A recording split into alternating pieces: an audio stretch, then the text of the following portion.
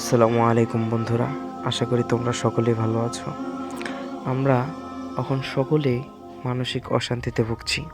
তা থেকে মুক্তি পাওয়ার জন্য আজ থেকে আমাদের শুরু হবে জীবনের এক নতুন অধ্যায়। কারণত আমরা যদি ইসলামের মতো করে যদি নিজেদের জীবনকে সাজাতে পারি, তাহলে আমরা খুবই ভালোভাবে আমাদের জীবনযাপন করতে পারব। তাই আজ থেকেই আমরা ইসলামের মতো করে আমাদের জীবনকে সাজিয়ে নেব। তো আশা করি আমরা সকলে এই ভিডিওটি সম্পূর্ণভাবে দেখব ইনশাআল্লাহ। জীবন যেমনই হোক তাকে মেনে নিন। দুনিয়ার হাসি আনন্দ ক্ষণস্থায়ী, এখানে বিপদ আপদের শেষ নেই। দুনিয়ার চেহারা অনুজ্জ্বল, তার স্বভাব কপট।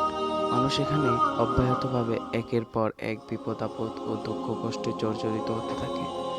আপনি এমন কোনো পিতা, স্ত্রী, বন্ধু বান্ধব, সঙ্গী সাথী বা ঘরবাড়ি, অফিস আদালত পাবেন না যেখানে সমস্যা নেই। এটা মহান আল্লাহর ফয়সালা। এখানে ভালো মন্দ, ঠান্ডা গরম উভয়ই থাকবে। এখানে যেমন ভালো থাকবে তেমনি মন্দও থাকবে। সুখের সাথে দুঃখও আসবে। পরিপূর্ণ সুখ ও আনন্দ কেবল একমাত্র জান্নাতেই পাওয়া যাবে।